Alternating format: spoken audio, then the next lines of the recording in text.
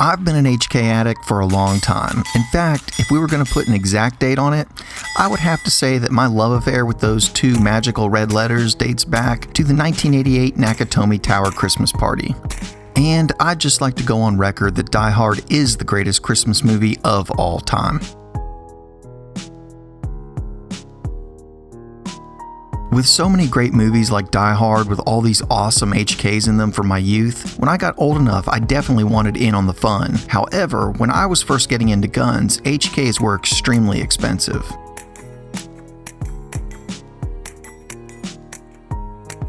Now, in recent years, they have made huge strides with the VP series, which is a phenomenal pistol at a great price and has those two magical letters on the side. But as a whole, the lineup from HK is on the pricey side.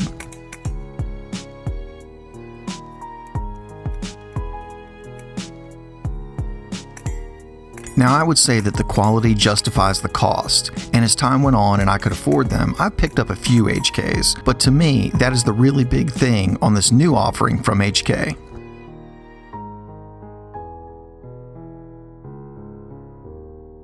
This is the HK 416 22 long rifle, available in both a rifle and a pistol. This will let so many new shooters become part of the HK family at a very reasonable price. These are the cheapest guns that you can currently get with those two magic letters on the side. They are nearly an exact replica of the original. You can see it here next to my real HK MR556A1, the civilian version of the HK 416. They are almost indistinguishable, and the pistol and the rifle are both being offered at the very affordable MSRP of $450. And that means the actual street price should be a little less than that. Now, these aren't some poor quality 22s just trying to get your money because they look like real HK 416s. HK teamed up with Umarex of Germany to bring out a 22 with the quality level of a genuine HK in a rimfire offering. These are very feature-packed 22 rifles. To start off with, they have an aluminum upper and lower. This gives a very solid, robust feel and much more realistic feel than some other 22s that are offered that have plastic receivers. There's also an aluminum M-LOK rail that you can attach any kind of accessory to. The charging handle is aluminum, the magazines are aluminum as well. I really like all the aluminum used. It just makes everything feel much higher quality than some of the competitors, and more like a real gun than a plastic toy.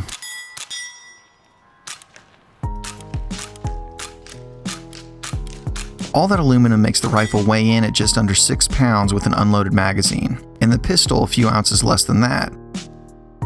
Of course, my pistol has some accessories attached. The weight gets the gun much closer to the real weight of an AR-15, and again, just adding to the quality, realistic feel. To me, the full aluminum build is a very big deal.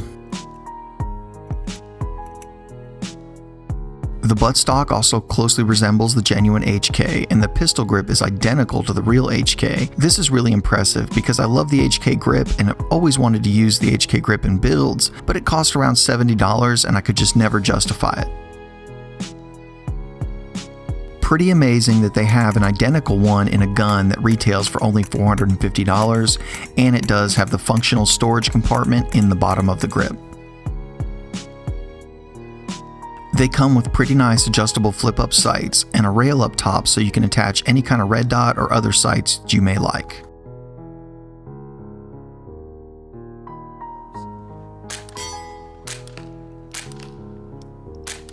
All the controls are exactly where they would be on the real 416. The magazine release and safety work just as they would on a real AR-15. The only kind of downside to the whole package is the bolt release doesn't work, it's cosmetic only.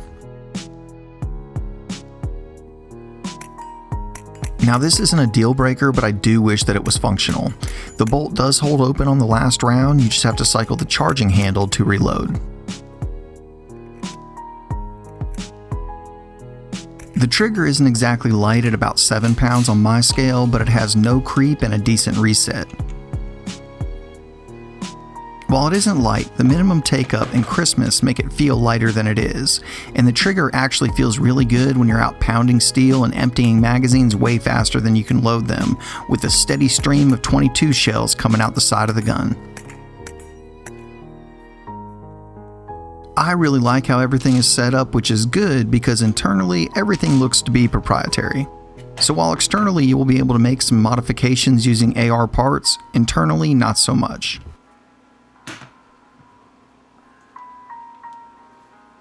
That's the basic rundown on both models, and while the rifle is very impressive and nearly a mirror copy of the HK416, what gets me really excited about these new offerings is the pistol version.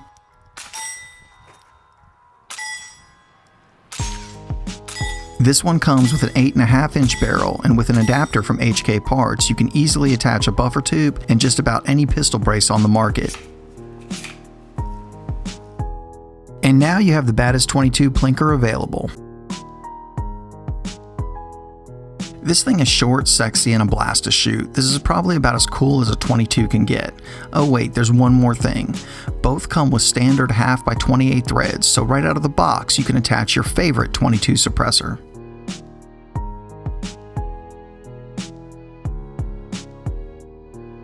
They are both extremely quiet when suppressed and function extremely well. We use the AAC Aviator, which is an extremely lightweight suppressor, as well as a Dead Air Sandman, which is on the heavier side for a .22 can, and they function great with either can attached. I haven't been this excited about a .22 in a long time and have been waiting for something just like this. You can leave it in the pistol format, or this would make an excellent candidate for a .22 SBR project. Both guns were 100% reliable with a wide variety of ammo. While we probably didn't get 1,000 rounds through either gun, both probably have around 700 rounds through them, with a good deal of that suppressed, and they've been flawless. Accuracy is very good as well. While we didn't actually put them on paper at 100 yards, they were easily plinking steel from 10 to 100 yards with ease, and I bet they could be really dialed in if that was your goal. We didn't have any issues hitting anything we wanted to hit. The magazines, as I said, are aluminum and load very nicely and easily like all HKs. They are offered in 10, 20, and 30 round configurations. The ones you see in the video are 20 rounders, and one will come in the box. If you own some HKs, you may be afraid to hear the cost of the mags, but don't be. They retail for $35 for any size, and they might be able to be found for a little bit less than that. HK has really done everything they could to make this a serious contender in the .22 market, and have priced this offering very competitively. This thing is built like a tank, reliable as any semi-automatic .22 I've ever shot, and has an impressive quality feel far surpassing any other .22 in its price range. When you consider all the offerings available, the price, the features, this is my current favorite .22 offering. There are a bunch of good ones out there, but there's none that give you the quality and the features at this price point, and the fact that it looks just like an HK416 sure doesn't hurt anything.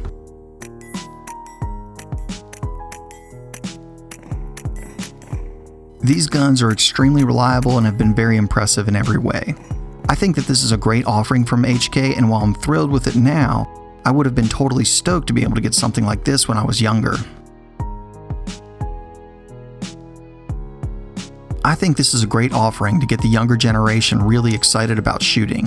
But let's face it, these guns are amazingly fun at any age, and it's great for HK to have another affordable offering to let more people experience the HK quality.